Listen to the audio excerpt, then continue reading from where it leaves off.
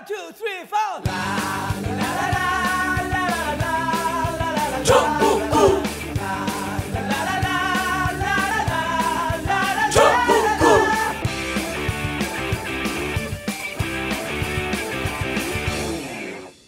단 하나의 정통 정치 팟캐스트 정봉재 전국구 시작하겠습니다. 자, 오늘 함께 하실 분 포털 최강욱 변호사는 지하철 타고 열심히 달려오고 있고 그 자리를 대신해서 땜통 모처럼 땜통하네 한반도 주변 문제 전문가 김창수 박사. 제가 전국구 출연한 지 벌써 몇 년 됐는데요. 예, 땜통 처음이에요? 땜통 처음일 뿐만 아니라 최강욱 변호사보다 먼저 소개된 적도 처음입니다. 이지아는 많이 됐는데 이지아 정부에 들어갈 것 같던데. 아, 그래요? 예. 전국구에서 배출한 1호 강요입니까? 강요는 아니고. 강요 아니에요? 네, 강요는 아니고 어디 갖고 뭐 문지기나 하고 있겠지. 자, 오늘 처음 나오셨죠? 네, 처음 나왔습니다. 예, 홍익표 더불어민주당 의원님 자리하셨습니다. 네, 안녕하세요. 홍준표가 아니라 홍익표입니다. 예. 아니 근데 제가 홍익표 의원님한테 질문이 있는 게 왜 예. 제가 아는 홍 씨들은 대부분 다 홍 그다음에 표로 끊습니까? 다 표자 돌립니다. 홍준표도 있고 뭐 홍일표 의원도 있지 않습니까? 지금 국회에 홍 무슨 표 해가지고 4명이 있는데요. 저를 포함해서. 4명이나 있어요? 네. 그러니까 이제 새누리당의, 그러니까 이제 자유당이죠. 네. 자유당의 홍문표, 홍일표 의원님. 그다음에 우리 그 더불어민주당의 홍영표, 홍익표 이렇게 4명입니다. 저기는 의원이 아니네. 홍준표는. 그렇죠. 하도 의원인 척하고 다녀갖고. 그래서 그런 홍표가 일단은 정치권에다 많이 있을 뿐만 아니라 하여튼 뭐 많아요. 홍학표 옛날에 뭐 이런 분들 되셨던 것 같고. 그리고 홍영표 의원은 이번에 원내대표 떨어지신 분. 그렇죠. 삼선이죠. 거기. 삼선 지금 환경노동위원회 위원장이죠. 거기도 의원들이 너무 많이 들어가고 장관 가기는 안 되네. 그리고 이제 전국구가 보이는 라디오로 만약에 된다면요. 우리 홍익표 의원님 얼굴을 우리 전국구 청취자들께서 보시면은 이분은 여기 나오실 게 아니라 요즘 문재인 정부가 얼굴 패권주의라고 그러잖아요. 비주얼 패권주의. 네, 그래서 거기 가셔야 될 분이다. 그렇게 생각하실 거예요. 아니 오늘 제가 그 품격 시대에 나는 섭외하는 줄 몰랐는데 작가들이 섭외하다가 안 되면 다른 방송은 나한테 얼른 연락이 오거든요. 채널 A 외부자들이나 정치적으로 얼른 와. 이 섭외가 안 됐습니다. 그럼 이제 내가 연락을 해주는데 품격 시대는 찾기 갖고 연락을 안 한 거야. 근데 원래 거기 섭외가 됐다가 그 TV에 많이 봐요, 은근히. 네. 그렇군요. 거기서 비주얼 한번 보여줬어야 되는데. 이제 보는 분들이 많이 찾아볼 거예요. 한번 불러주시면 제가 나갈게요. 통일부 장관 가야 되는데. 전혀 아직 연락받은 바가 없어서요. 그러니까 아무도 연락 안 받았으면 누가 연락 받은 거야. 그런데 이렇게 이제 장사 미사들 사이에서 떠돌아다니는 이야기는 이 정부의 외모 패권주의에 딱 맞는 통일부 장관. 외모만 맞을 뿐만 아니라 한반도 핵심 문제 전문가, 국회 더불어민주당에서 가장 한반도 문제를 정통한 분이시거든요. 아니 핵심 문제가 아니라 한반도 중앙 문제 전문가. 김창수 박사는 주변 문제 전문가. 주변을 항상 주변으로 내모시잖아요. 그래서 딱인데. 오늘따라 이렇게 비행기를 태우게 되면 부담스럽게. 우리 비행기 태워요. 그러다가 나 마지막에 출발해 보내버려. 아니 그리고 우리 전국구의 특징이 뭐냐면 맨날 우리 봉도사님이 자랑하잖아요. 전국구에 나온 사람은 다 뜬다. 다 스타돼. 다 스타돼. 만들어준다. 박시영 스타 되는 거 봐요. 그 듣보자면 좀 이따 올 거야. 근데 최강욱 이지아도 몸값이 엄청 올라왔어. 아니 뭐 이재호 변호사는 벌써 이 정부에 그러니까 이재호 변호사님은 무슨 얼굴 패권주의에 전혀 해당되지 않으실 텐데. 근데 비주얼은 자기도 좋다고 생각해. 그분은 뭐냐면은요 탕평책으로. 탕평책. 그런 분도 들어가야 된다는 탕평책으로. 이거 우리 선배인데 내가 이렇게 함부로 말하면 안 되는데. 아니 근데 내가 요즘 검찰 개혁이 화두 아니에요? 그리고 지난번에 이제 황교안 권한대행도 세월호 수사 외압했다. 그다음 우병우 했다. 그래갖고 최강욱하고 이재화가 나와서 검찰개혁 완투펀치가 되는 바? 야, 레전드야, 레전드. 아무도 못 쫓아가. 그리고 최강욱은 그 검사들의 사생활. 누구는 누구하고 친하고 누구는 누구하고 친하고 자기가 예비군 훈련 누구 시켰고. 그때 우병우 문제 한참 터졌을 때. 우병우 진경준 전문가. 우병우 진경준 하는데 제가 그 방송을 이 전국구 방송을 들으면서 어떻게 그렇게 두 사람의 개인적인 아주 오래된 이야기까지 잘하는지 너무나 제가 감탄을 해가지고 여기서 물어봤잖아요. 전국 끝나고 나서. 아니 최 변호사는 일부러 우병우가 이렇게 될 줄 알고 옛날부터 우병우에 대한 프로필을 다 준비해 놨냐. 저 심지어는 그렇게까지 질문을 했었잖아요. 그렇죠. 예. 그런 분이 그 민정이나 이런 데 들어가셔가지고 검찰 개혁을 하셔야 되는데. 그러니까요. 아니 근데 뭘 해도 잘할 뿐이니까 이제 기회는 많죠. 근데 이번에 검찰 개혁에 아유 양반댕이 텄네. 진짜. 자, 본방송 들어가기 전에 잠시 안내 말씀드리겠습니다. 6월 9일 금요일이죠. 제가 진행하고 있는 SBS 러브 FM 정봉주의 정치쇼 공개 방송이 있습니다. 오전 10시 30분서부터 목동 SBS 1층 락 스튜디오에서 있습니다. 공개 방송에 참가를 희망하시는 분들 정봉주의 정치쇼 게시판에서 신청하시면 됩니다. 자, SBS 라디오는 라디오로 들을 수도 있고 고릴라 SBS 고릴라 앱을 깔면 들으실 수 있습니다. 6월 9일 금요일 오전 10시 30분 정봉주의 정치쇼 공개방송. 자, 그리고 풍성교 현재 수도권, 부산, 광주 세 군데 지부가 있는데요. 조만간에 제주도 사는 분들을 위해서 제주 지부를 오픈합니다. 자세한 내용은 다음 카페 풍성교 들어가서 검색하시면 되고요. 제주 지부는 아마 다음 주쯤에 오픈할 계획입니다. 아직도 탈모의 고민 고통에서 헤매시는 분들 다음 카페 풍성교 들어오셔서 자세한 내용 참고해 주시면 감사하겠습니다.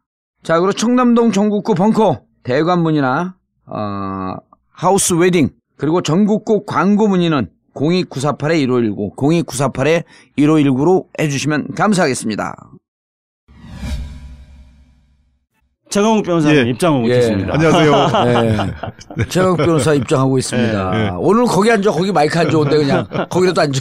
의원님이 왔어요.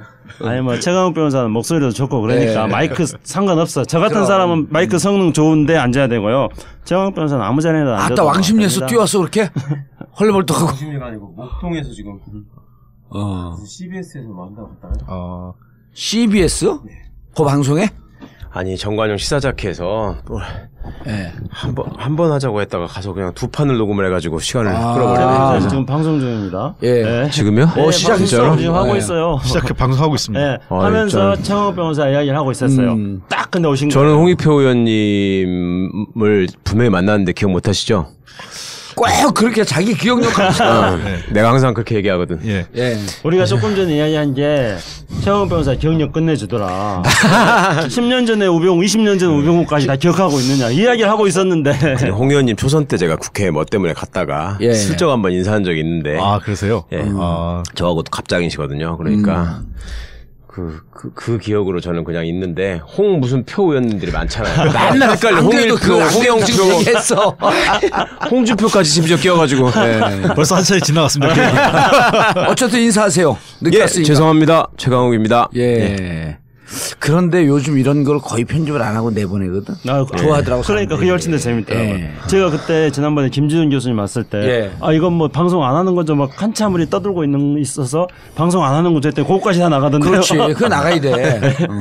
왜냐면 하도 바빴고 편집할 시간이 없어. 아니 그게 저기도 방송도 마찬가지더라고. CBS 제가 오다가 먼저 녹음을 하고 이제 방송은 6시 반부터인가 7시부터 한대요. 근데 거기 아는 아나운서 후배가 듣다가 문자를 막 보내는 거예요. 그러더니 이거 하다가 마지막에 정관용 선생이 이거 재밌는데 한 주 더 합시다. 내일 다시 나와주실 수 있어요? 저한테 그랬어요. 그래서 제가 내일은 제가 일정 때문에 못 나오는데 그랬더니 정관용 선생님이 삐 웃으시더니 아니 어차피 녹음 그냥 이어서 하면 되니까 자르면 되니까 그냥 나올 수 있다고 하시고 그냥 하고 내일 내보내면 된다. 그래서 예 나올 수 있습니다. 이렇게 다시 했거든. 그게 다 나왔대 그대로.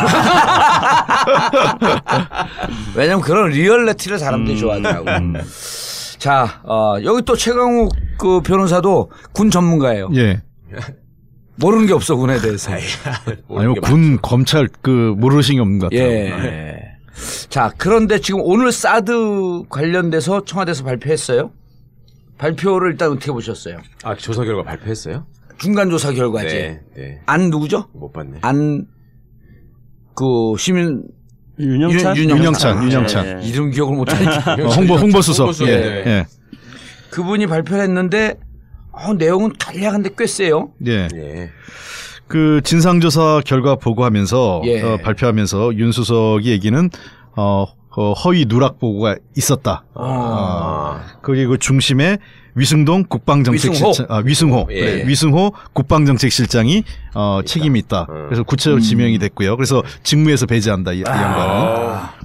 그다음에 이건 워밍업이야. 예. 그래서 두 번째 지적은 환경 영향 평가와 관련돼서 꼼수를 부렸다. 이 우리가 하니까 꼼수. 그러니까 이 전략 영향 평가를 받으려면 33만 평이 넘어야 되는데 33만 평 이하로 줄이려고 32만 8,779 평방미터로 줄인 겁니다. 그리고 근데 전체 사드가 들어갈 부지는 또 70만 평이 넘어요. 공유한 부지는. 근데 그걸 두 개로 쪼갠 거야. 그렇죠. 쪼개기 한 거죠. 시체말로 쪼개기를 해서 다음 단계에 37만 평을 그냥 주는 겁니다. 그러니까 총 70만 평이 들어가는데 이 쪼개기를 함으로써 전략영향평가를 우회하는. 전략영향평가는 봄, 여름, 가을, 겨울 4계절을 받아야 되기 때문에 1년이 걸리는데 33만 평방미터가 미만이 되게 되면 간단한 간이 영향평가. 그렇죠. 6월 말에 하겠다는 거 아니에요? 예. 그래서 6월 말까지 사드 4기를 숨겨놓고 있다가 2기만 놓고 영향평가가 간영향평가 끝나면 그때 슬그머니 들이미는 거예요. 영향평가가 끝났으니까. 그리고 나서 그 다음에 또 37만 평 주면서 이제는 70만 평을 다 쓰게 되는 거야. 요 꼼수를 부리고 있었다라고 하는 얘기를 우리처럼 정확하게 하지 않고 33만 평 미만 되면 간이 환경 영향 평가를 피할 수 있으니 이렇게 했다. 그래서 이 영향 평가를 누가 지시했는지 계속 추적해. 들은 하여튼 40년 50년 동안 똑같은 수법을 어쩜 이래 공공기관이. 정말 중요한 국민들이 관심 있는 싹이 사드. 사드 사기. 그렇지, 싹이 사드. 여기에 대해서도 난 이 말이 제일 무섭더라고. 국군 통수권자에 대한 보고와는 별개의 문제입니다. 지난 정부에서는 발사대 추가 반입 사실이 NSC에 보고되어 대통령 직무대행까지 알고 있었던 것으로 확인됩니다. 환경원까지 다 환경원까지 보고됐고 보고 주체는 김관진이고 그리고 보고 주체 옆에 사이드에 빠져 있었던 건 한민구고 당신들 공이 다 책임이 있는데 아직까지는 거기까지 얘기 안 할게. 그리고 더 웃긴 건 그 다음 문장이에요. 뭐냐면 이 청와대 공식 보고를 하는데 미군 측과 그렇죠. 비공개 합의로 합의돼서 우리 대통령한테 보고를 안 한 거야. 우리 군이. 이것들. 그러니까 이게 뭐냐면 우리 군 통수권은 헌법에 누굽니까? 대통령인데 우리 군 통수권자를 미군과의 합의 때문에 우리 군 통수권자를 바지저고리 맞는 겁니다. 그러니까 미국 측과 비공개 합의를 이유로 이건 비공개는 뭐냐면 대언론 대응 방침이에요. 그렇죠. 이건 국군 통수권자한테 보고하지 말라는 게 아니고 언론에 비공개를 하고 국민에게 비공개로 하고 전략적 문제가 있으니. 그렇죠. 근데 이걸 대통령한테 보고 안 한 거예요.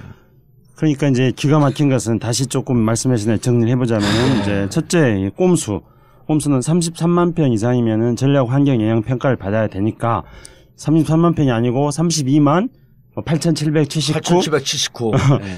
이런 식으로 이제 평수를 줄여서 꼼수로 보고했고 그러고 나서 환경 영향 평가가 간이 환경 영향 평가로 끝나면은 다시 30만 평 이상을 37만 평을 주고 다시 이제 공유하는 걸로 이 첫 번째 꼼수에 대해서 우리가 일단은 역사상의 꼼수 중에서도 뭐라 그래야 될까요?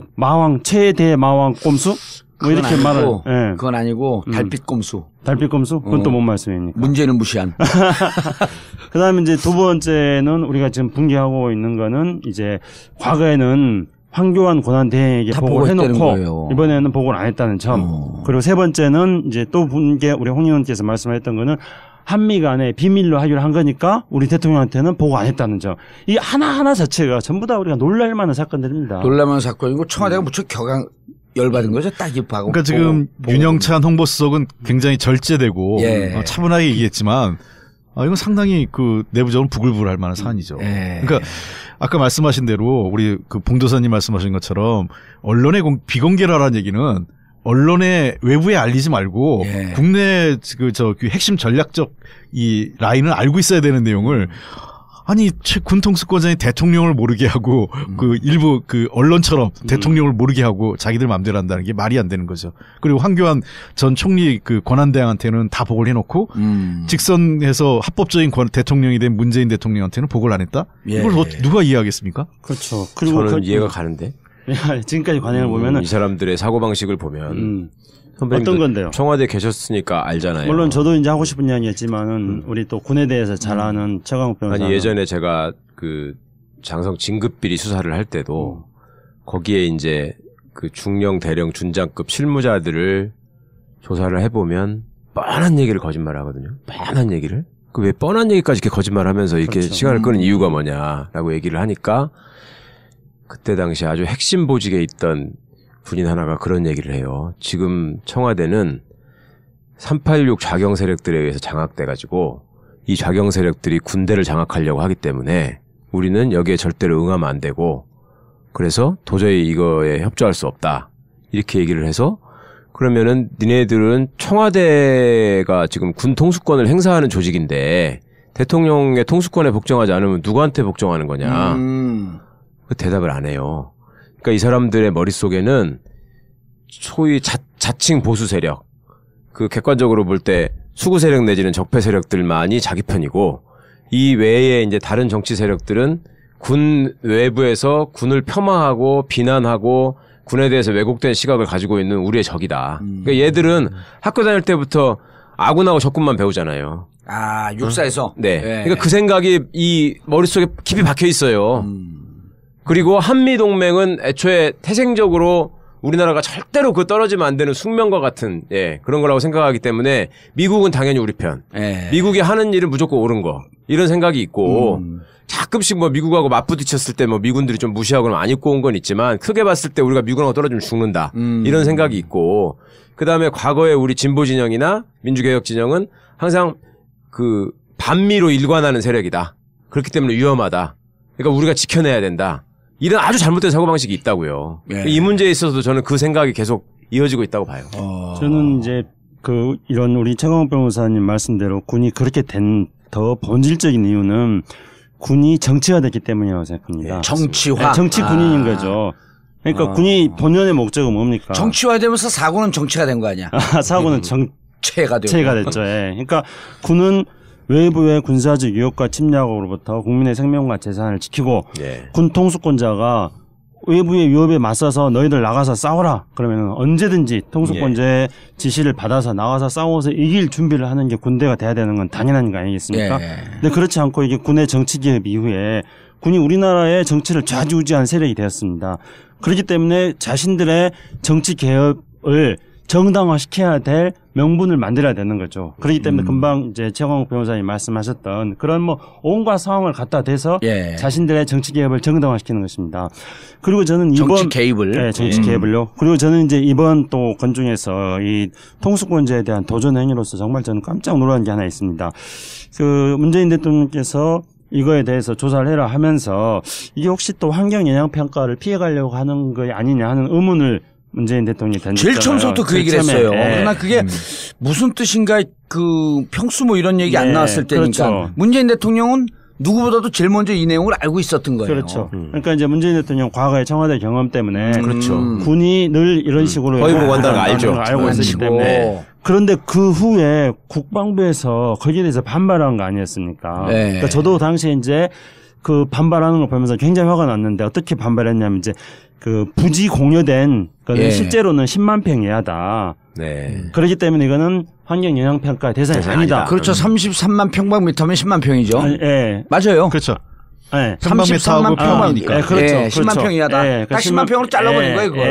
그렇기 때문에 이거는 환경 영향 평가 대상이 아니다. 이렇게 또 반발하는 거였거든요. 그런데 이번에 이제 청와대 조사를 해서 발표한 걸 보면은 온갖 꼼수는 다 버렸잖아요. 그러니까. 심지어 그 33만 평방미터에 맞추기 위해서 사드 제공 부지를 U자형으로 해서 거꾸로 된 U자형으로 해서 가운데는 쏙 빼놓고 그렇게 평수 맞추려고 거꾸로 된 말발굽이었죠. 그게. 거꾸로 된 말발굽. 그러니까 그렇게 놓고 자신들이 꼼수를 부려서 평수를 그렇게 환경 영향 평가를 받기 위해서 일종의 조작을 해놓고 나서 대통령이 그걸 지적하니까 그거에 대해서 또 반발하면서 이런 언론 플레이를 한 거잖아요.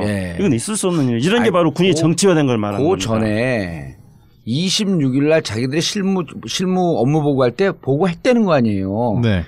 그러니까 얘들이 김대중 노무현 정부 시절에 대통령 기록물을 얼마나 철저하게 보관한지 분류하고 보관한지를 모르고 26일 날 보고했습니다. 그러니까 청와대에서 바로 찾아본 거 아니에요. 문서를 만들면서 거기다 등급을 다 매기지 않습니까? 네. 나중에 그다음에 연말에 가서 다시 한번 확인, 네. 퇴임할 때 다시 한번 확인. 이 두 단계로 확인하는데 보고를 했다는 거야. 그래서 보고를 서류 딱 보니까 없으니까 보고받은 거 없다 그러니까 뭐라 그래요? 할 말이 없습니다. 할 말이 없습니다. 실무 보고는 누구한테 한 거였어요? 26일 안보실장한테 그 보고를 했다는. 정책실장이 안보실장한테 보고할 때요. 그렇죠. 정책실장이 그 안보실장 위승호가 저 그 정의용 그 안보실장한테 보고를 했는데 그때도 빼먹고 그때 빼먹은 거예요. 그러니까 다 알고 있는 내용이기 때문에 뭐 그렇게 해도 알고 뭘 압니까? 근데 그 내용을 그 이 정부는 새로운 정부는 보고받은 내용이 한 번도 정식 보고 받은 적이 없는데. 그렇죠. 아니 4월 26일 날 YTN에 보도는 됐어요. 보도는 됐는데 보고를 된 거 국방위원이시잖아요. 아 국방위원은 아닌데 그때 국방위원들도 통일부 장관이에요? 그 이런 거죠. 그러니까 그때 언론 보도가 몇 차례 있었지만 언론 보도를 확인하지 않았어요. 국방부가 NCND를 한 거죠. NCND 했고 그것을 이철이 김종대 의원한테 확인해봤더니 국방위에서 계속 질문했는데 끝까지 NCND였다는 거예요. 저게 지금 YTN에 나왔는데 저게 동영상에 나왔고 4통이 가고 있는데 저 빨통이 무슨 빨통이냐 이게 큰 통이 가고 있는데 근데 그걸 끝까지 그리고 사드라고 하고 지금 사드라고 알려줬다라고 이제 이렇게 그 발사대라고 했는데 끝까지 답변을 안 했다는 거예요. 그때도 계속 그런 게 있습니까? 이런 거예요? 근데 거기서 이제 중요한 거는 종편이 교묘한 논리를 만들어서 지금 현재 사드 문제를 공개하고 투명하게 진행하려고 하는 문재인 정부를 공격하지 않습니까? 그렇죠. 외부자들이요? 외부자들 빼놓고 그 이제 논리 중에 하나가 바로 언론에 이미 알려진 거고 그리고 사드 한 개 포대를 한다면은 거기에는 6개의 발사대라는 걸 의미하는 건데 청와대는 그것도 몰랐느냐 이런 식으로 해서 청와대 무능론으로 공격을 하지 않았습니까? 그러면 제가 반론으로 이렇게 이야기하고 싶습니다. 그러면은 종편이 대통령한테 보고하는 거냐? 국방부에 보고 이런 거 절차 없이 종편이 보고하는 거냐? 대한민국 문재인 대통령이 트럼프냐? 트럼프 대통령은 팍스뉴스 보고 받는다면서요. 근데 우리 대한민국 대통령이 무슨 트럼프냐? 그러니까 종편에서 보도한 걸 가지고 그걸 국방부의 보고가 없었는데 그걸 사실로 받아들여야 된다는 말인가? 이렇게 우리가 질문을 던져볼 수 있지 않습니까? 그리고 바로 중요한 거는 이제 그동안에는 발사기가 6개에서 2개가 들어오는 건 언론에 보도가 되지 않았습니까? 근데 4개가 들어왔다고 일부 언론에 보도가 되는데 그거에 대해서는 확인을 안 해줬어요. 그러니까 2개가 들어온 건 확인을 해줬죠. 2개가 반입돼서 배치된 것까지 확인이 됐어. 4개가 들어온 거는 언론에는 4개가 들어왔다고 말했는데 그거는 국방부에서 확인을 해주지 않았고 그다음에 심지어 청와대 보고할 때도 4개가 들어왔다는 사실에 대해서는 삭제를 했습니다. 그렇기 때문에 청와대에서는 당연히 4개가 들어온 것을 왜 삭제했느냐. 그거에 대해서 조사를 하는 건 너무나 당연한 겁니다. 근데 그것을 사드 1개 포대는 원래 6개의 발사대로 구성되어 있는데 너희들 그것도 모르느냐. 아니 그러니까 이런 거예요. 질문하는 건 말이 안 된다는 거죠. 홍 장관님 이런 거야. 장관이 아니죠. 자꾸 홍 장관으로 가지. 아니 이런 거야. 우리 다들 군대 갔다 왔잖아. 물론 면제당한 된 사람들도 있지만 대통령을 중대장이라고 하면 소대장이 김관진이에요. 김관진 대통령한테 보고를 합니다. 소대장이니까 몇 소대 인원 보고합니다. 소대원 여러 명, 결혼 수명, 현재원 대충 명. 하나도 보고를 안 한 거예요. 그 6개짜리 보고 안 한 거야. 원래 그거는 소대원 정규 숫자가 정해져 있는데 너는 그것도 몰랐느냐. 아니, 소대원 몇 명인지 몰라요? 그렇지. 그리고 보면 몰라 여기? 그렇죠. 왔다 갔다 하잖아 애들이. ROTC 훈련받은 흔적이 약간 나오네요. 여기 애들 왔다 갔다 하잖요. 소대원 보고하는 걸로 딱 하는 거 예를 들어 보니까 훈련받으신 흔적이 나와요. 어디 중령이 감히 소대장. 아니 근데 이걸 보고 청와대가 무척 격앙된 건 느끼겠죠. 그렇죠. 이거는 어떻게 갑니까 이제 그 다음에? 이 감찰을 해야죠. 그러니까 위승호, 하고 있잖아요 지금. 그러니까 위승호 그 정책실장의 이게 개인적인 단독범은 아니죠. 건지 그건 이제 아직 그거에 대해서는 확인을 안 한 거죠. 이제 근데 여기 그게 복선하냐? 전임 정권에서는 권한대행도 알고 있었다. 이게 복선이지. 의미 있는 얘기 같아요. 그렇죠. 그러니까 이 삭제를 뭐 미군 측하고 합의해서 이렇게 했다. 지금 명분을 그렇게 한 것 같아요. 미군이 삭제해달라고 해서 모든 보고서 드러냈다. 그러면서 이제 대통령 보고서까지 다 빼낸 거죠. 그러니까 그렇다면 이 그 과정에서 그러면 대통령한테 보고해야 되는 필요성을 못 느꼈냐? 그리고 누가 이 결정을 빼고 대통령한테 보고하는 과정을 생략했냐. 지금 한민군 장관은 자기는 아니라고 지금 그러고 있어요. 그러니까 조세보면 안다. 또 뭔 말도 이상한 말도 했어. 뭐 말은 말이고 뭐 그게 뭔 말이야. 무슨 그리고 그런 거지. 조폭 두목이 항상 누구를 가서 정봉주가 마음에 안 드니까 가서 사시미 칼로 담궈라. 담궈라 이런 얘기는 절대 안 하죠. 그러면 맞아요. 정봉주가 요새 좀 시끄럽게 돌아다니더라. 요거 한마디면 되는 거지. 그러면 그 자기가 부하들 보면서 미소를 짓는 거야. 야 시끄러운데 니들 안 시끄럽냐? 뭐 하고 있는 거야? 이렇게 쓱 물어보는 거죠 그냥. 하려는 것도 아니고. 말이 안 되는 것이 국방부라는 데가 옛날부터 그 군부 정권 시절에는 청와대하고 한 몸이라고 생각하던 조직입니다. 그래서 통수권자를 자기 선배 겸 진짜 센 대장이라고 생각하기 때문에 청와대 보고가 한 번 있다고 하면은 그 글자 크기, 간격, 개수, 마침표 위치까지 몇 번씩 독해를 하는 집단이에요, 이게. 독해를 했대잖아, 이번에. 그럼요. 근데 정치실장이 주관했기 때문에 장관이 몰랐다? 이것들이 정말로 진짜 선수들끼리 그러지 말았네. 그러니까 제가 그 말씀에 한마디만 덧붙이면요. 공무원들이 그 보고할 때 또는 부를 때 무조건 보고에 신경 써야 되고 부르면 무조건 가야 되는 곳이 세 군데가 있습니다. 첫째 청와대. 그렇죠. 청와대 보고를 제일 신경 쓰는 거예요. 첫째 그다음에 부르면 무조건 가야 되는 곳 청와대고 두 번째로 국회. 세 번째로 감사원. 그러니까 공무원들은 세 군데는 무조건 속되게 말해서 깨갱하는 겁니다. 근데 청와대 보고를 하는데 그거를 그냥 밑에서 실무전에서 청와대 보고서를 다 쓰고 거기서 끝났다. 가끔가다 저기 하는 사람들도 있잖아요. 경찰. 음주운전으로. 그리고 또 말이 안 되는 게. 늘 지금 얼마나 민감한 때인지 아십니까? 지금 아무리 얘기도 안 했어 나는. 누가 뭐라 그래요? 군인들이 늘 얘기하는 게 지휘주목이라는 용어를 쓰거든요. 지휘주목. 보통 사람들이 잘 안 쓰는데 군대에서는 늘 쓰는 말이 지휘주목. 이게 뭐냐면 지휘관의 뜻이 어디 있는지를 생각해서 항상 거기에 맞춰야 된다. 그러면 문재인 대통령이 후보 시절 때부터 선거 때마다 제일 많이 질문을 받고 제일 많이 강조하고 했던 부분 국방정책 부분 중에 안보, 사드가 1등이에요. 사드 1등이에요. 이거는 지휘 주목을 하는 입장에서는 당연히 1번에다가 넣어야 되는 보고사항이에요. 근데 그걸 빼놨다. 이게 저도 이제 군 장교로 전역을 했는데. 근데 지금 상임위는 어디예요? 지금 산업자원통상위원회. 근데 왜 자꾸만 통일부 장관으로 이름이 오르락내리락. 제가 말씀드렸잖아요. 지금 현재 원래 통일부 전문가시잖아. 더불어민주당 내에서뿐만 아니라 여야를 초월해서 통일 문제에 가장 정통하신 분입니다. 그럼 김상수는? 저는 주변 문제. 통일 한반도 중앙 문제 전문가. 통일 문제하고 귀태 문제. 그 왜 귀태 그거 왜 사과했어 그때? 사과 안 했어요. 안 했어요? 유감스럽다. 유감스럽다 그랬죠. 그거 뭐 사퇴하셨잖아요. 그러고서 뭐해서. 대변인. 대변인 사퇴했죠. 그때 그 당대표가 불편해하니까. 그때 끝까지 버텼으면 지금 통일부 장관 진짜 영순인데. 그 교육부 장관이 하죠. 근데 그 군대에서 제일 핵심이 제일 강조하는 게 두 가지예요. 하나는 경계고 또 하나는 보고입니다. 그렇지. 맞아. 그러니까 경계에 실패한 장군은 뭐 예를 들면 그 지휘자는 그냥 아웃이에요. 그건 군법에 해부됩니다.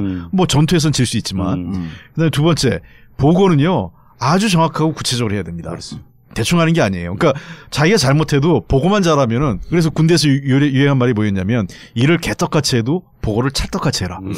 이런 말이 있는데 보고만 잘하면 사실 그 징계받을 일이 별로 없어요. 그러니까 이번 같은 경우도 보고를 잘 했으면 사실 뭐 약간 사드 문제 관련해서 국방부가 월권이 있다 하더라도 부글부글하고 넘어갔을 수도 있는 건인데 그렇죠. 보고를 어수룩하게 하고 약간 이상하게 꼬은 거예요. 꼼수를 부린 거죠. 왜 했을까?에서 지금 궁금한 건 저는 전략 영향평가를 안 받은 데서부터 스텝이 엉킨 것 같아요. 그리고 두 번째는 제일 문제는 김관진 안보실장인데 김관진 안보실장이 청와대가 남긴 문건이 하나도 없다는 거 아니에요 지금? 그렇죠. 21일 날 안보실장 그만두면서 정의용 신임 안보실장이 들어왔는데 인수인계를 안 했다는 거 아니에요? 그러니까 지금 청와대에 거의 남긴 문서가 A4로 10쪽인가 11쪽 남겨놓고 갔다는 거 아니에요? 그것도 아무 쓸모없는. 그러니까 지금 이것들 어떻게 해야 돼 저거를? 자, 그러니까 이렇게 엉터리를 해놓고 떠난 거란 말이에요. 그러면은 업무 인수인계도 안 돼. 보고는 이미 전임한테 했기 때문에 후임한테는 보고 엉성하게 안 해. 수레잡기 사드 찾아봐라 이런 거야. 숨은 그림 찾기 하나요? 그럼요. 그러니까 거기서 이제 또 정말로 연관해서 또 문제로 되는 게 5월 5월 26일 날, 5월 26일 날 안보실장한테 보고 안 했다 그러니까 또 금방 국방부에서는 보고했다고 그랬어요. 네. 그 다음에 또 조금 있다가 아까도 말씀드린 것처럼 대통령이 이거 환경영향평가 피하려고 그런 거 아니냐 했더니 환경영향평가 대상이 아니다. 이렇게 했어요. 이 두 가지 사안은 뭘 의미하냐면은 국방부가 대통령의 지시사항에 대해서 정면으로 반박하는 겁니다. 그래서 이게 반발하는 것도 항명이야, 항명이죠. 그러니까 이게 이제 언론에 의해서는 어떤 프레임이 만들어지냐면은 청와대와 국방부의 진실게임이다. 네. 그래서 청와대와 국방부가 대립하는 걸 언론이 만듭니다. 네. 그러면 이 나라 꼴이 뭡니까? 아니 보수 언론, 수구 언론. 이제 그 언론이어도 좋은 언론도 많이 있으니까. 맞습니다. 알겠습니다. 수구 언론이 그렇게 만들어 나가는 겁니다. 그렇게 해가지고 이제 국방부와 청와대의 대립 갈등으로 말하면서 이제 그 다음에 덧붙이는 프레임은 어떤 거냐면은 이거는 비공개적으로 비밀리에 했으면 되는 건데 문재인 대통령이 괜히 까발려가지고 시끄러졌다 이런 식으로 또 만들어내는 거예요. 아니 그래서 그 홍익표 의원님 지금 이제 그 수고 언론에서 만든 프레임 중에 하나가 아니 그거 뻔한 거 26일 날 보도됐는데 그거 좀 보고가 안 됐으면 야 왜 보고가 안 됐냐면서 은밀하게 하고 은밀하게 하지 않음으로 인해서 대중 외교 문제, 대미 외교 문제에 대해서 우리가 똥볼을 차댔다. 그러면서 정말 아마추어 외교고 아마추어 안보가 아니고 라고 하는 것을 자유한국당 그리고 바른정당 그다음 수구 언론 여기서 이렇게 프레임을 딱 짜고 있거든요. 이게 은밀하게 가야 될 문제예요. 만약에 내가 보기에는 은밀하게 갔으면 이 중요한 사안을 국민들 모르게 은밀하게 했다. 자기들이 무능한 걸 이러고 비판했을 거거든요. 외교는 그 가급적 국민들에게 동의와 지지기만을 얻는 게 가장 큰 힘입니다. 공개해야 되는 거죠. 그렇습니다. 그러니까 이미 박근혜 정부의 외교 실패가 뭐였겠어요. 밀실 외교 이걸로 망한 거거든요. 박근혜 정부가 외교 엉망으로 할 때 우리는 그 소위 수구 언론들이 뭐 했습니까? 옷 잘 입는다고 패션 외교 칭찬 그 용벼천가 몇 개 더 했습니까? 그게 지금 오늘은 이 꼴을 만든 거예요. 그 외교 특히 그 우리가 그 강대국과의 외교는요. 국민적 지지 기반을 갖고 그 동의하에 추진할 때 힘이 생기는 겁니다. 우리의 협상력이 어디서 나옵니까? 정부의 협상력은. 그럼 국민의 지지 기반으로부터 나오는 거예요. 특히 이번 문제는 물론 외교적 사안은 아닙니다. 분명히 청와대에서 선을 그었어요. 이거는 미국, 중국과의 관계 문제가 아니라 사드 문제다. 배치와 관련 내부의 절차의 문제와 이 과정을 제대로 했느냐 안 했느냐. 국민적 동의를 구하는 과정. 국민적 동의뿐만 아니라 내부 법적 절차까지. 예를 들면 환경영향평가 같은 경우는 대표적인 케이스죠. 그리고 그 지휘권자, 그러니까 군통수권자의 대통령에게 보고를 허술하게 한 면. 이런 뭐 거의 그 허위 약간의 고의적 은폐라고 보고 있는 거죠. 청와대는 거기까지는 표현을 안 했지만 사실상 허위 누락 이렇게 보고 있단 말이에요. 그래서 이러한 문제들에 대해서 그러면은 덮고 넘어갈 문제는 아니라고 생각을 합니다. 그러니까 소정리죠 거기가 지금. 소성리. 소성리에 지금 환경영향평가도 안 받았기 때문에 6월 말까지 그러니까 얘들이 주장하는 것도 6월 말에 가면 간이 환경영향평가를 받잖아요. 그 전까지는 지금 삽질 하나 못 한다는 거예요. 아무것도 해놓은 게 없기 때문에. 불법이죠 지금 하는 거는. 저는 그 두 가지 이유가 있는 것 같아요. 하나는 그 6월 말에 있는 그 간이 환경영향평가에서 자기들의 과정을 그 면접을 받는 거죠. 그게 첫 번째 이유고. 그러니까 왜냐하면 이 내기가 들어온 거를 끝까지 숨길 수 없잖아요. 대통령한테. 분명히 언젠간 알게 될 텐데. 그래서 이 사람들이 생각하는 건 한 얼마 정도의 기간만은 가리고 싶었다. 있었다가. 숨기고 싶은 이유는 첫 번째는 아까 얘기한 환경영향평가 빨리 통과해서 자기들의 꼼수가 사후적으로 정당화되는 게 첫 번째 이유고요. 근데 문재인 대통령이 제일 먼저 알아버렸어요. 그다음에 두 번째 꼼수는 한미정상회담인 거예요. 맞아요. 6월 말에 한미정상회담을 하면 미국에서 세게 들이댈 거 아니겠어요. 사드 배치와 관련해서. 그러면은 어떻게 될지 모르겠지만 우리가 추측건데 사드 배치에 대해서 원론적으로 한미 간의 합의가 이루어질 가능성이 있습니다. 그러면은 과거 정부의 합의지만 박근혜 정부의 합의지만 그 합의가 문재인 정부에서도 이어진다. 그러니까 우리가 그 사드 배치를 뭐 무리하게 좀 절차적으로 무리하고 과정을 무시한 건 있지만 그 자체가 뭐가 잘못이냐. 이렇게 되겠죠. 그러니까 자기들로서는 이 간이 환경영향평가 결과가 나오는 그 시점, 그 다음에 한미 정상회담이 끝나는 시점까지는 이러한 그 사드 발사기 사기 반입된 거를 감추고 싶었던 것 같아요. 그리고 우리가 그 우려했듯이 실질적으로 이렇게 하고 두 기를 미리 알받게 해놓은 거예요. 그렇죠. 그다음에 엑스밴드 레이더 갖다 놓고 여기다가 요거 환경영향평가가 넘어갈 수 있게끔 알받기를 해놓고 넘어간 다음에 진짜 야밤에 슬그머니 그 네들 갖다 놓으려고 그랬던 거야. 그리고 나서 이제 부지 또 확대시키고. 확대시키고. 환경영향평가는 환경부가 하는 거 아니에요? 그렇습니다. 네, 그렇죠. 그것도 이제 그 동안에 한민구 장관이 계속 올 3월 이럴 때 이제 국방부에서 환경부에 환경 영향 평가를 할 수 있도록 계속 요청을 했다 이렇게 했는데 환경부에서는 국방부에서 받은 바 없다. 그래서 이제 지금까지 과정을 쭉 살펴보면은 우리가 이제 한민구 장관 이야기를 많이 하는데 한민구 장관은 너무나 앞뒤가 안 맞는 조금만 지나면은 이게 이제 허위 사실이었다는 게 금방 드러나는 그런 발언들을 너무나 많이 했습니다. 근데 아까 말씀하다가 조금 지나갔는데 제가 조금 더 보완을 하고 싶어서 좀 지나간 김에 계속 더 지나가면 안 될까? 아니 광고. 아 이번에는 제가 한번 우겨보고 싶은데 광고 전에 하면 안 될까요? 아니요, 광고 듣고 해야 돼요. 자, 계속. 이제 아까 말씀하셨던 이 공개 문제 있지 않습니까? 이 상한 또 프레임으로 만들어졌으니까 홍익표 의원께서 이제 이게 투명하게 공개적으로 해야 될 일이 있다. 가급적이면 외교 안보 사안에 있어서는 현대 사회의 추세상 국민들의 지지와 동의를 받아야지 추진력이 생긴다. 뭐 굉장히 맞는 말씀이고요. 저는 이게 또 경우에 따라서는 국방과 안보 사안에 있어서는 또 비밀리에 해야 될 사안도 있습니다. 그런데 이번 건에 한해서 한번 좁혀서 보자는 거죠. 이 건이 과연 비밀리에 처리해야 될 사안이었는가, 공개적으로 해야 할 사안인가. 그거에 대해서 얘기를 좀 해봐야 돼. 그래서 이 건은 왜냐하면은 첫째로 사드 문제는 이미 동아시아에 있어서의 굉장히 핵심적인 이슈가 되었고, 두 번째로 국내적으로도 심각한 갈등 사안이 되었고, 게다가 세 번째로 사드 알박기를 해가지고 이미 사드 2기, 8사드 2기는 들어와 있고 그리고 네이더까지 들어와 있고 이런 건 언론을 통해서 다 알려져 있고 그래서 이미 다 공개가 됐다는 겁니다. 그런 상태에서 내기가 들어왔는데 내기가 들어와 있다는 사실 자체를 국방부에서 아까 홍 의원님께서 말씀하셨듯이 국회에서 질문을 해줘도 국방부에 답변을 안 한 상태예요. 그러니까 이미 언론을 통해서 충분히 다 들어왔다고 일부 시스템들이 다 들어와 있다고 알려져 있는데 내기가 왜 안 들어왔는지에 대해서 이거에 대해서는 국민들이 만약에 처음부터 이 사정을 전혀 모르게 정말로 국방상 이유 때문에 비밀리에 추진한 걸 한다면은 이해할 수 있습니다. 그렇죠. 그런데 이미 다 알려져 있는데 그럼 국민들 입장에서는 대체 왜 내기가 안 2기냐, 4기냐, 6기냐 얘기해 줘야 될 거 그런 아니에요. 거에 대해서는 국민들하고 함께 해야 될 부분이 있다고 생각합니다. 그래서 저는 그게 이제 이번 사안에 있어서 대통령이 공개한 핵심적인 이유라고 봅니다. 그리고 한 가지만 덧붙이자면은 저는 이제 대통령이 과거에 이제 참여정부 시절에 청와대에서 민정수석이나 비서실장을 하면서 과거에도 국방부가 그런 적이 많이 있거든요. 장난치는. 그러니까 언론에도 뭐 몇 차례 보도됐습니다만은 막 가령 작전계획 5029를 미리 합의해 놓고 나서 나중에 청와대에 보고한달까 또는 뭐 서해 NLL에서의 남북한에 무슨 총격전이 있었는데 뭐 우리가 먼저 쏴놓고 그러고 나서 뭐 북한이 먼저 쏘니까 우리가 쐈다 뭐 이런 식으로 뭐 보고를 한달까 이런 경우가 있어서 내부적으로 조사를 했던 적이 과거에 있었습니다. 용산기지 이전 협상도 그 과정 속에서 너무나 많은 문제들이 있었죠. 그래서 이제 문재인 대통령 같은 경우는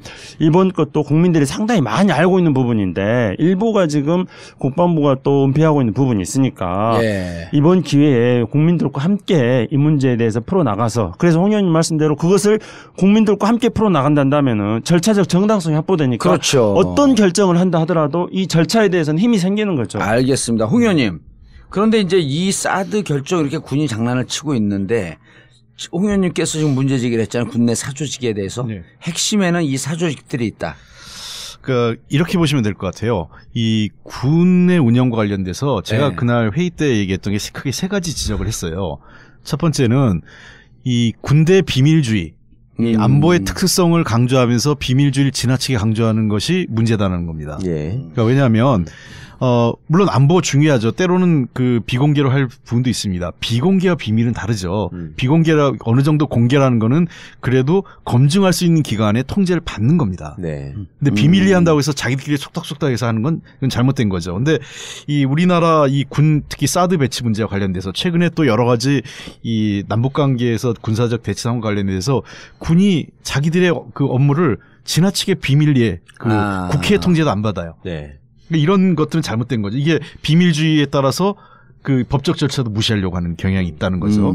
그다음에 이런 문제가 왜 중대한 위기냐 하면 군대라는 게 뭡니까? 군대라는 거는 고도의 물리력을 그 집중된 물리력을 갖고 있는 특수한 집단이기 때문에 소위 그 민주적 국가들의 대부분은 군에 대한 문미 통제를 지속적으로 강화합니다. 여러 가지 장치를 만들어요. 그래서 대통령이 통제하고 국방부 장관도 되게 우리나라처럼 어제 군복 입다가 오늘 그 군복 벗고 장관 되는 나라는 없습니다. 어제 오늘도 아니에요. 오전까지 합참의장하다가 오후에 취임식하고 그러잖아. 미국 같은 경우는 법적으로 5년 이내에는 국방 장관을 벌써 할 수가 없어요. 네. 국방부 장관이. 네. 옷을 벗고 네. 최소한 5년간은 시빌리언 민간인으로 있어라 이 얘기거든요. 콜린 파월이 국무부 장관을 했잖아요. 그렇지. 국무부 장관이 우리나라 따지면 외교부 장관이지. 그렇죠. 예. 그래서 이런 문제들이 그러니까 문민 통제를 하기 위해서 국회 또는 여러 가지 감찰기관 FBI를 통해서 하는 백악관 같이 대통령이 통제한다든지 국방부 장관이 문민이 한다든지 또는 여러 가지 그 국방부의 주요 요직을 민간인에게 개방한다든지 이런 형태를 통해서 문민 통제 장치를 해요. 왜냐하면 이걸 군인에게만 맡겨두면 위험할 수 있다 이렇게 보기 때문에 뭐 군인을 제가 보기엔 적대시하거나 군인을 그 나쁜 집단을 얘기하는 게 아니라 그런 균형을 맞춘다는 거예요. 균형 감각. 이거는 예를 들면 군이 가지고 있는 특수한 생각 또 사고가 있어요. 그 집단적 사고라고 할 수 있겠죠. 그렇죠. 이것만 갖고는 위험하기 때문에 민간인이 거기서 적절하게 균형감을 갖게 해주라는 게 민주적 사회의 모든 국가가 갖고 있는 문민 통제입니다. 그렇죠. 근데 우리 같은 경우는 지금 이게 안 이루어진 거예요. 그래서 이러한 것들이 또 하나 더 문제는 아까 그래서 제가 이게 두 가지 얘기하는데 하나 마지막 지적한 게 그 군대가 특히나 사적 인연이나 어떤 사적 관계 또는 그 사조직에 의해서 운영된다면 더 망가지는 거죠. 예. 물론 모든 공무원 조직이 마찬가지지만 군이라는 경우는 더더욱 특수한 집단이기 때문에 그렇죠. 예를 들면 우리가 잊을 수 없는 잊어서는 안 되는 그런 사건이 5.16 쿠데타하고 12.12 쿠데타인데 예. 이 두 개의 쿠데타가 가능했던 거는 5.16은 8기생을 중심으로 6.4 8기생을 중심으로 한 사적 모임이 있었고요. 그다음에 12.12 역시 그 전두환을 중심으로 한 6.4 11기가 핵심에 있었던 거예요. 하나회라고 그러죠. 우리 흔히 알고 있는. 예. 이러한 세력들이 그 정상적인 명령 계통을 무시하고 자기 지휘관을 체포하는 그 자기들의 인적 관계를 통해서 소위 국외 군사 쿠데타가 가능하게 만드는 게 이런 사조직이죠. 이 하나회는 왜 하나회예요, 이름이? 우리는 하나다 이거야? 예. 하나고 그 11기가 사실상 6.4 정규시 반으로 1기구나. 4년짜리 1기. 그래서 4년짜리 그전에 약식이었기 때문에 우리가 자기들 자부심으로 6.4 1기 이렇게 해서 하나회라는 그래서 하나회. 알자회는 알고 지내자. 그리고 알짜들이다 우리가. 예. 두 가지. 알짜들이란 뜻이에요? 알짜들끼리 알고 지내자. 예. 최 변호사도 보면은 그 형사 재판하고 그럴 때 조폭들 검거하잖아요. 네. 그건 내가 수시로 얘기하지만 전국의 조폭 중에요. 제일 많은 조직의 이름이 식구예요. 식구파. 왜 그런 줄 알아요? 모여갖고 무식한 놈들이 야 오늘부터 우리 식구다. 예? 그 식구파야. 그럼 우리 서로 잘 알고 지내자. 알자회. 근데 똑같은 거예요. 똑같아 그게. 근데 왜 깡패 이야기 하면서요. 건들건들거려. 그러면서 우리끼리 알고 지내자. 이런 이상한 발언을 사조직 얘기를 좀 한번 거슬러 올라가면 이게 사람들이 생소한 것 같은데요. 사실 굉장히 익숙한 시점이 있어요. 92년도 그 김영삼 정부 출범할 당시인데 그때 하나회, 만나회, 알자회 이게 다 그때 나왔던 얘기입니다. 알자회도 그때도 있었어요? 그럼요. 그때 파악이 됐죠. 예. 그러니까 뭐냐면 그 당시에 하나회는 6.4 11기로부터 한 24기인가 3기까지 갔어요. 네. 예. 그리고 그 이후 기수부터 알자회 이전까지 한 32기, 33기까지가 만나회. 만나고 지내자 우리. 그래서 그리고 이제 알자회가 이제 34기부터 해서 한 43기까지 해서 알자회에서 사실상 각 기수별로 한 10여 명 정도를 선발해서 소위 얘기하는 엘리트 뭐 좋게 얘기하면 엘리트고 뭐 나쁘게 얘기하면 이제 아름아름 자기들 학연이나 지연 뭐 이런 걸로 연결해 가지고 핵심적인 사람들을 모은 거죠. 이게 사조직을 만든 거예요. 이러한 것들이 그때 92년 김영삼 대통령이 하나에 척결하면서 다 대거 소위 숙군당합니다. 그러니까 하나에는 되게 옷을 다 벗거나 그때 사법 처리됐죠. 예. 그다음에 이 만나회 같은 경우도 장성급 내지는 연관장교 이상급들이었기 때문에 되게 그 진급이 누락되면서 더 이상 진급 못하고 옷을 벗은 사람이 많아요. 근데 알자회 같은 경우는 그 34기가 92년도에 중령이라고 해서 대대장이거나 대대장을 막 끝낸 정도예요. 육군 중령으로. 그러니까 그 43기 같은 경우는 대위 밖에 안 되고 막 대위 달았을 때 43기면은 이제 거기다 40을 못 하니까 83학번이죠. 83학번이죠. 83학번이 되는 거지. 그 34기 같은 경우 7사학번이죠. 7사학번이고. 대학교로 하면. 제가 왜 기억을 하냐면 제가 92년도에 딱 그 정원장교로 들어갔는데 그때 그 대대장이 막 시작한 분이 35기 대대장이에요. 선임 막 진급해서. 그러니까 34기가 막 대대장을 끝내고 이제 그 연대 참모나. 그때 석사장교로 들어갔어요? 아니요, 그때 석사학위가 있으면 정운장교로 갔죠. 정운장교로 가요. 중2 딱 시작하자마자. 그걸 몰랐고 석사를 안 땄네, 나는. 그 중2로 들어가는 인간이었는데 그때 기억을 보면 그때 이제 한참 하나의 척결하고 하면서 이 모든 사조직이 다들 딱 납작 엎드렸고 이 알짜배라 핵심에 있는 사람들도 그 당시 불이익을 받았죠. 진급이 좀 누락되거나 그렇지. 1차 진급을 못하고 2차, 3차에 진급하고. 근데 그게 처음에는 좀 불이익이었지만 시간이 갈수록 그게 크지 않아요. 그리고 금방 이 사람들이 아시다시피 일부는 아주 엘리트들도 있어요. 사실상. 그러니까 이 알짜배가 아니더라도 아주 진급 잘할 수 있는 능력 있는 군인들이 있습니다. 아까 우리 시작하기 전에 또 일진이라고 그랬죠. 예, 일진애. 학교에서 제일 잘 나가는 일진 애들. 이른바 그 육사 일진 애들이에요. 그러니까 공부 좀 잘하는.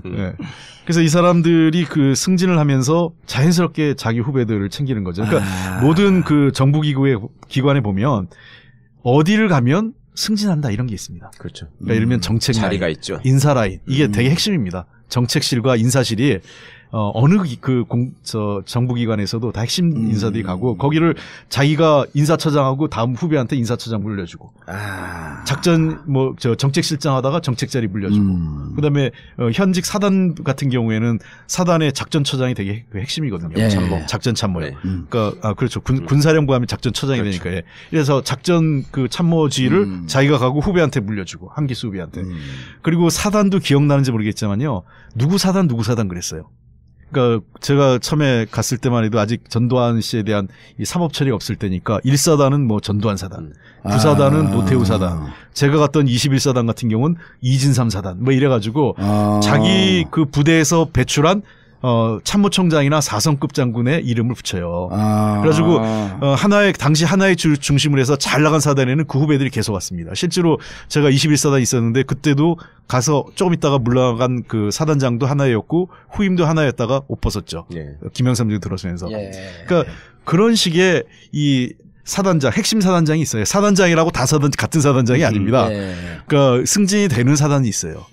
그래서 예를 들면 사단장하고 군사령부의 부사령관이나 육군본부의 주요 그 핵심 보직으로 가는 이런 그 중요한 사단이 있는데 그러한 사단장 자리나 이런 중요한 보직들을 서로 주고받고 물려주고 하면서 사조직이 그 성장하는 거죠. 그런데 그런데 이제 이 사조직이 김영삼 들어갔고 뿌리가 뽑혔다가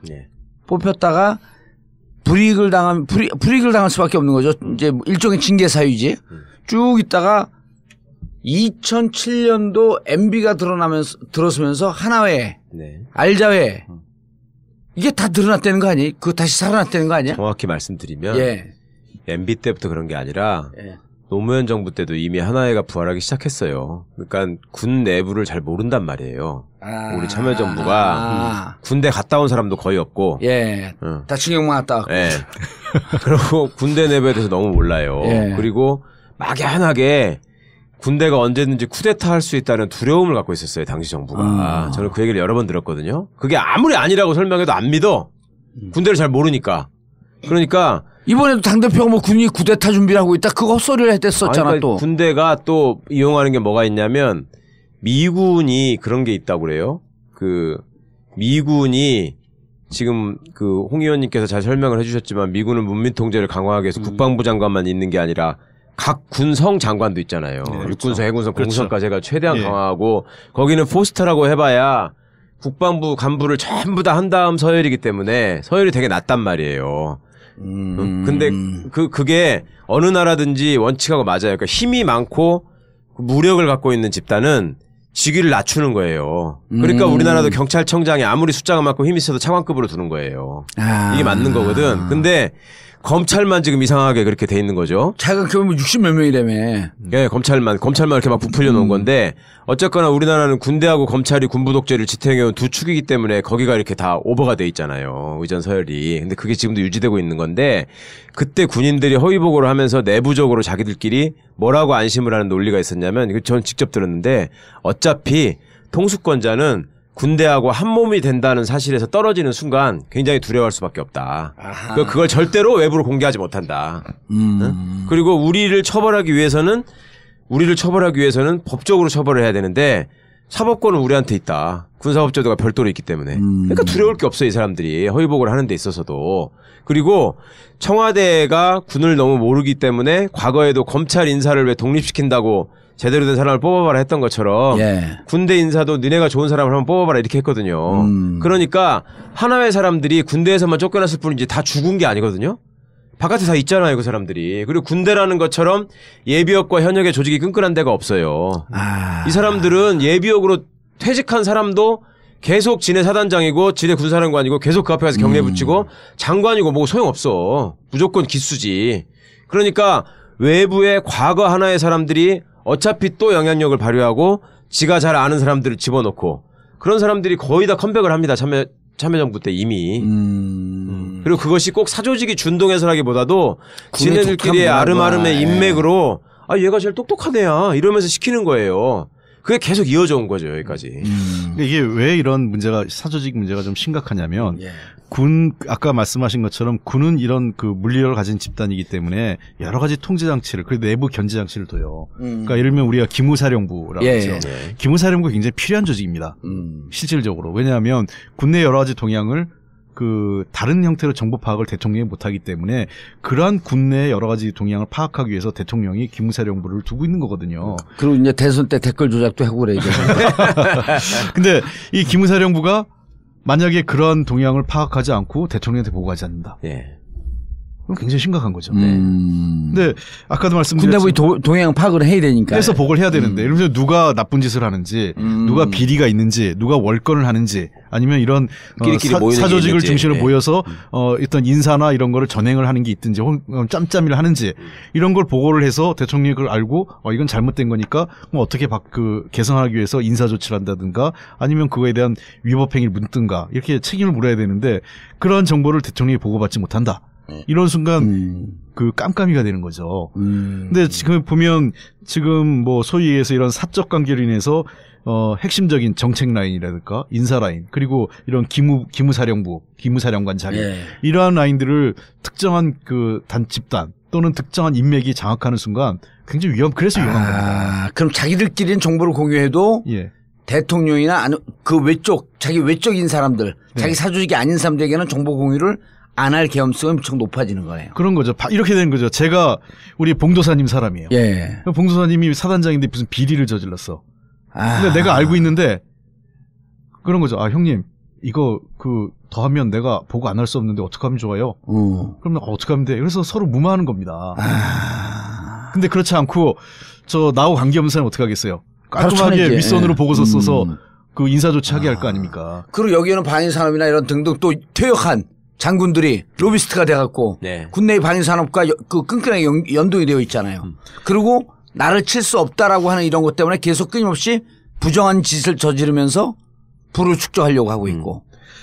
제가 한 가지 더 말씀드리면 우리 최 변호사님도 많이 잘 아시겠지만 이 군대에서 기무부 부대가 얼마나 중요하냐면 인사에 직접적 영향을 줍니다.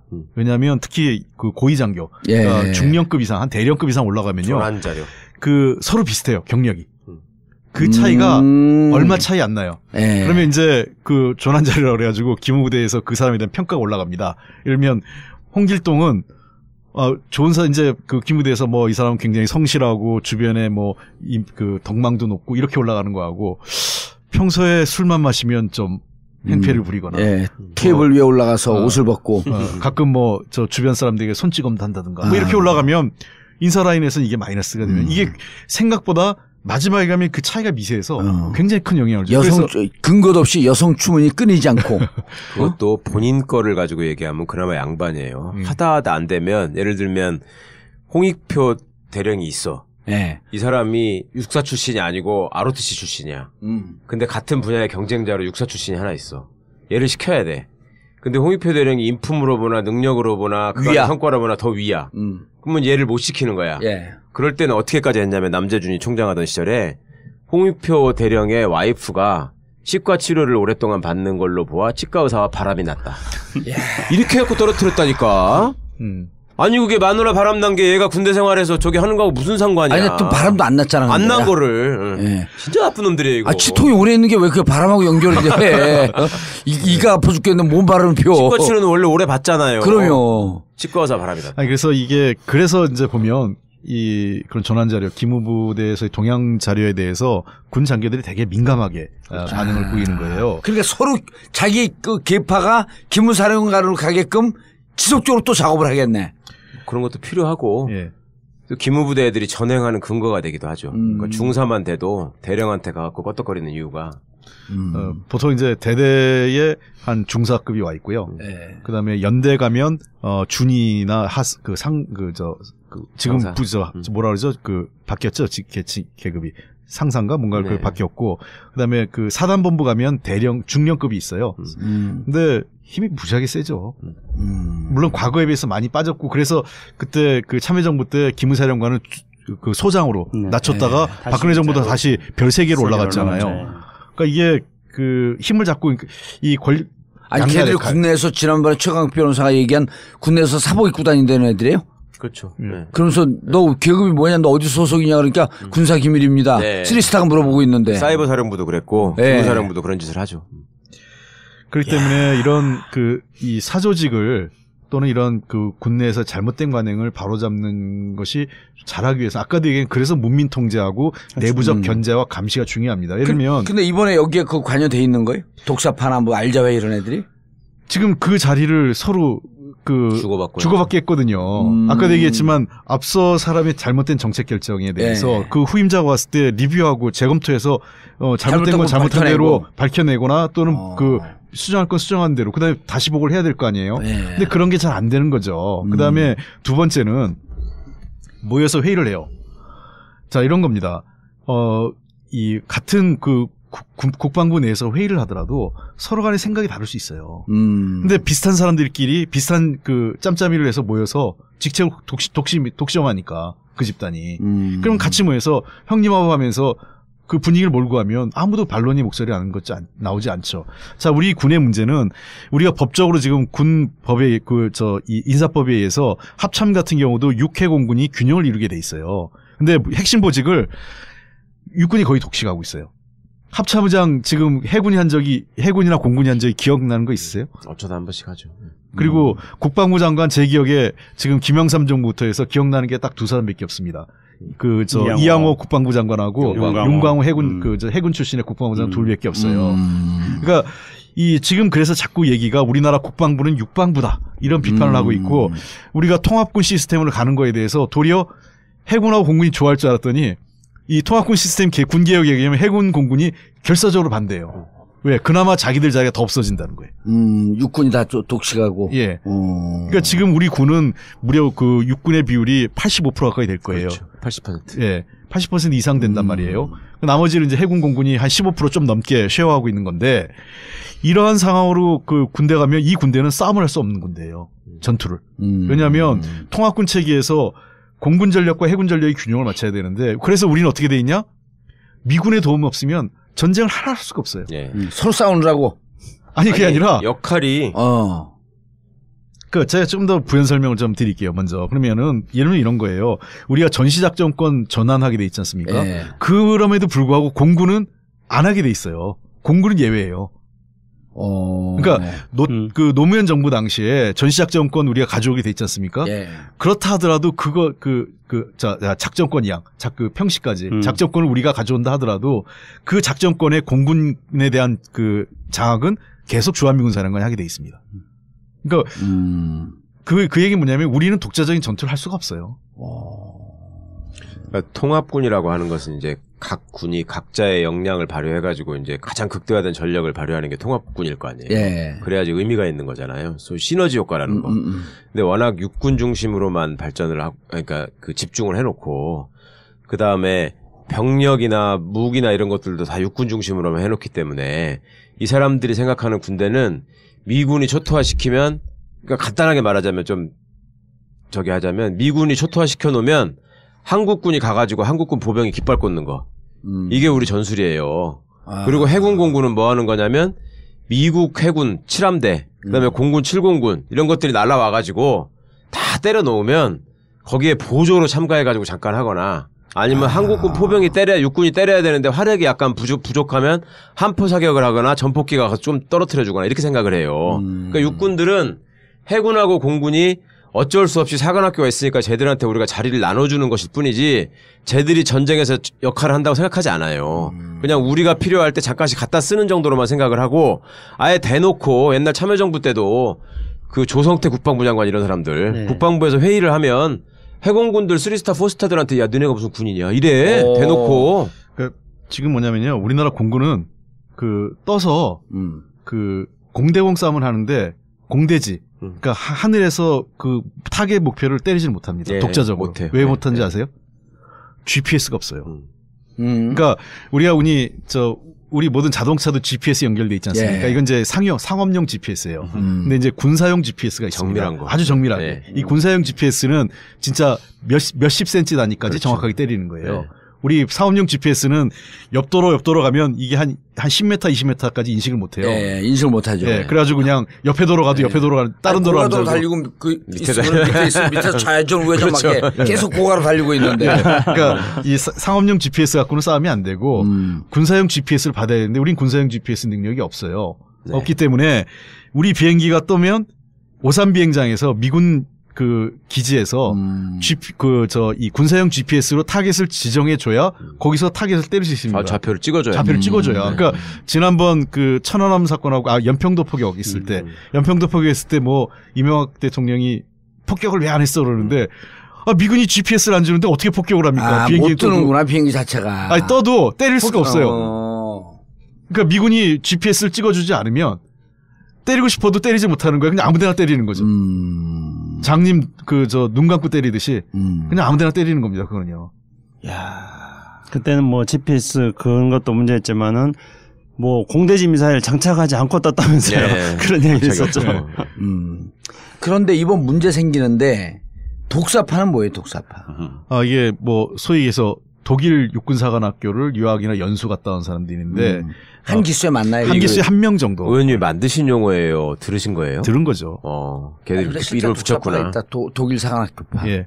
아니, 그러니까 그 안에서 김관진이 독일 육사 출신이기 때문에 예. 그런 일종의 군맥이 형성되는 거 저도 알고 있었는데 독사파라고 얘기하는 거는 그전에는 없던 말인데 하도 독일 육사 출신들이 이렇게 해서 다 해먹으니까 네. 내부적으로 이렇게 이름을 붙인 것 그러니까 같아. 과거에는 원래 이 독일 육사 출신들이 승승장구하지 않았어요. 그 전에는. 옛날 미국 육사가. 그 전에는 미국의 네. 그 웨스트포인트 갔다 네. 오거나 또는 미국 그 특수부대 있죠. 그렇죠. 네. 그 전두환이 다 그렇게 옛날에 그 하나의 중심을 많이 갔다 왔기 때문에 미군 특수부대 그 연수 갔다 온 사람들이 중용됐던 거예요. 근데 네. 그러다가 이게 김관지 씨가 지금 군내 실세가 된 지가 10년이 넘습니다. 네. 이명박 정권 아니요. 참여정부 시절부터 그때 합참의장 했단 말이에요. 참여정부 말기 합참의장으로 시작해가지고. 그러니까 제가 김관진 전 안보실장이 참 나쁜 사람이라고는 생각하는 게 NLL에 대한 보고서를 본인이 제일 먼저 받았단 말이에요. 그렇죠. 그래서 본인이 당시 눈병 나가지고 김장수 국방장관 대참을 해서 회의하고 나서 청와대 NLL에 대한 그 입장이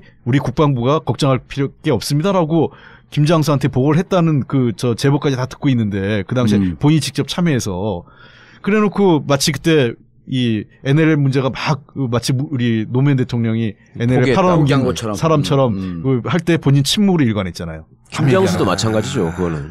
김장수는 그래도 상임위 와가지고 네. 자기하고 네. 대통령하고는 생각이 같았습니다라는 네, 얘기를 3번이나 했어 제 앞에서. 근데 어느 언론도 그걸 안 써주더라고요. 당시 통회에서. 아니 운영위에서요. 제가 원내 부대표를 하면 이제 운영위에서 청와대 안보실장을 부르거든요. 청와대 안보실장을 불러가지고 몇 번을 그렇게 얘기를 했던 거예요. 근데 그걸 아무도 안 써주는 거고. 자, 근데 어쨌든 이러한 독일 육사를 갔다 온 사람들이 김관진 씨가 워낙 승승장구하다 보니까 한 기수에 한 명이에요.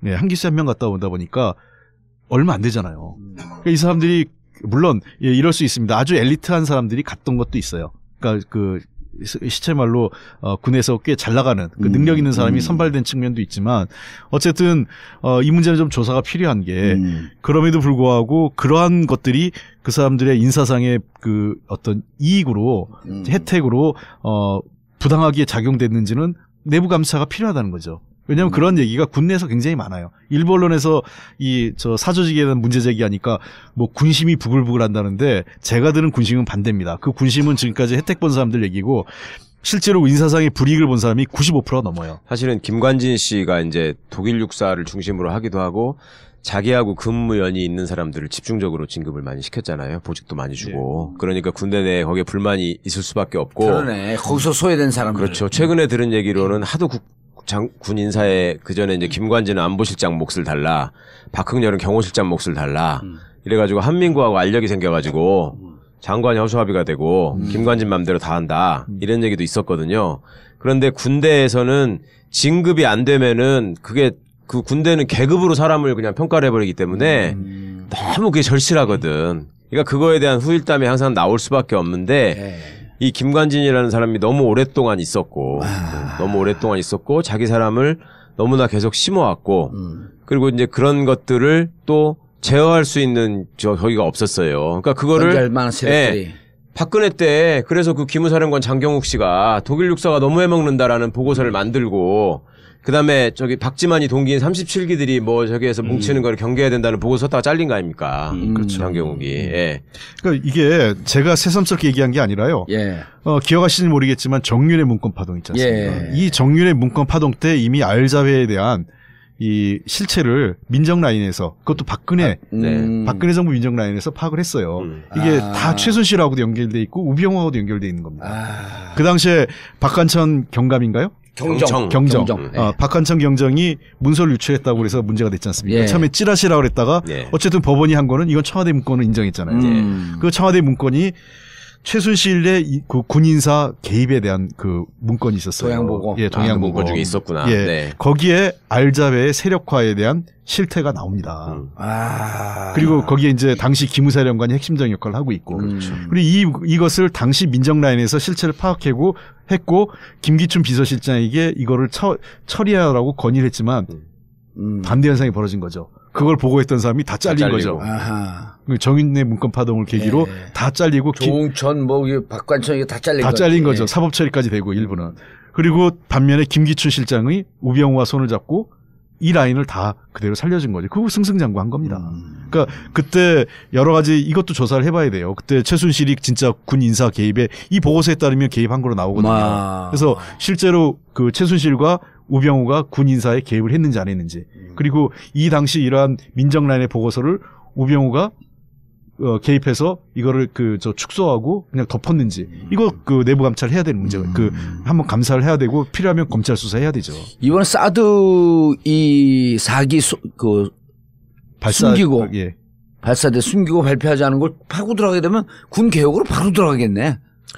그러니까 군대라는 게 아까도 말씀드렸지만 늘 자기들이 해오던 방식 그대로 자기들끼리의 피하 식별을 하는 방식 그대로 지네들 편한 대로 지금 일을 해오다가 꼬리가 하나 잡힌 거죠. 그런데 이번 기회에 장난치려고 그렇습니다. 예. 그리고 항상 배경으로 삼는 거는 그러면은 한미동맹 없이 어쩔 건데 이게 배째라고 덤비는 거예요. 그러니까 그게 과거에 통수권 그러니까 그 작전 통제권 반환하는 문제에 있어서도 그 옛날 사람들이 군인들이 군복 입고 그 성조기 들면서 광장에 앉아 있었던 게 지금 그 성조기 태극기 집회 시작 아닙니까? 참여정부 때 그런 짓거리를 아주 확신에 차가지고 하고 있기 때문에 이번 기회에 정말 확실하게 이 본때를 보여주지 않으면 그리고 제도적으로 이걸 정비하지 않으면 이 사람들은 계속 반복할 것이다. 그 군대 내 사조직 때문에 홍익표 의원님이 일부 언론에서 군심이 부글부글한다고 보도한 거에 대해서 지적을 하셨는데요. 저는 군대 내 사조직의 존재는 한마디로 말씀드리면은 이거는 반군 행위이고 해군 행위라고 생각합니다. 그러니까 군대에 반하는 거고 군대에 대해서 해악을 끼치는 행위입니다.